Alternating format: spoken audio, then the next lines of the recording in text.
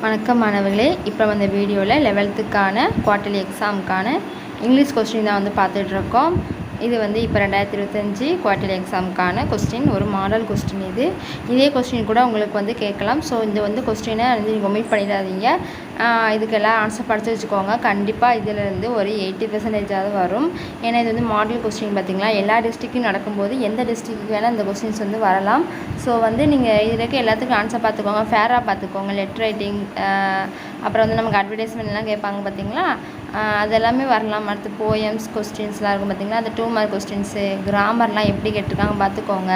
இந்த கிராமர்ஸ் கூட நமக்கு வரலாம்.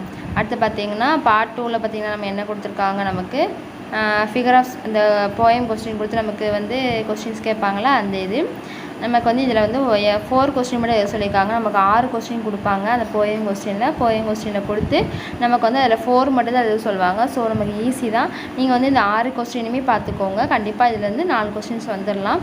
அடுத்து செக்ஷன் 2ல் பார்த்தீங்கன்னா எனி 3 மட்டும் எது சொல்லியிருக்காங்க. நமக்கு நம்ம மாற்றுவோம் பார்த்திங்களா, ஆக்டிவ் வாய்ஸ் பேசிவ் வாய்ஸ் மாற்றுறது, இன்டைரக்ட் ஸ்பீச்சாக டைரக்ட் ஸ்பீச்சாக மாற்றுறது, அந்த மாதிரி இருக்கும் பார்த்திங்களா. அதில் நமக்கு 4 கொடுத்து 3 மட்டும் எது சொல்லியிருக்காங்க. இதுக்கும் நீங்கள் ஆன்சர் நல்லா பார்த்துக்கோங்க. நெக்ஸ்ட்டு பார்த்திங்கன்னா explain 2 of the following with reference the contents. இது என்னென்னு பார்த்தீங்கன்னா அடுத்து நமக்கு கொஸ்டின்ஸ் இந்த கொஸ்டின்ஸ் பார்த்துக்கோங்க. நெக்ஸ்ட்டு பார்த்திங்கன்னா அதே மாதிரி தான் நமக்கு 3 மார்க் கொஸ்டின். இது 3 மார்க் கொஸ்டினில் எனி 3 மட்டும் சொல்லியிருக்காங்க. அதில் பார்த்திங்கன்னா நமக்கு ஃபஸ்ட்டு என்னென்னா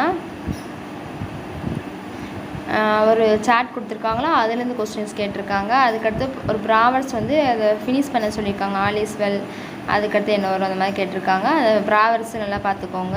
அடுத்து பார்ட் 4ல் பார்த்திங்கன்னா நமக்கு ஃபேராப் கேட்டிருக்காங்க. இந்த 4 ஃபேராப் கொடுத்துருக்காங்க. ஃபஸ்ட்டு ப்ரோஸ்க்கான ஃபேராப், போயத்துக்கான ஃபேராப்.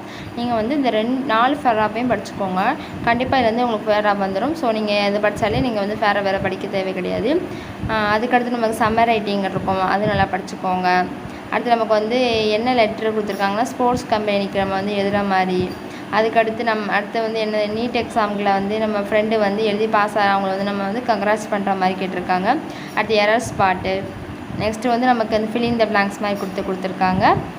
அடுத்து 47ல் பார்த்திங்கன்னா நமக்கு என்ன கொடுத்துருக்காங்கன்னா ஒரு ஃபேஸஸ் கொடுத்து அதுலேருந்து நமக்கு கொஸ்டின்ஸ் கேட்பாங்க பார்த்திங்களா, அந்த மாதிரி கேட்டிருக்காங்க. இது ரொம்ப ரொம்ப ஈஸியாக நமக்கு. நீங்கள் அந்த ஃபேராக பாஸ் பார்த்தாலே போதும், உங்களுக்கு அந்த கீழே கொடுத்துருக்குற அந்த கொஸ்டின்ஸ்க்கு உங்களால் ஆன்சர் பண்ண முடியும். ஸோ இதை ஒமிட் பண்ணிடாதீங்க, கண்டிப்பாக இது வரும். ஸோ இதை நல்லா பார்த்துக்கோங்க.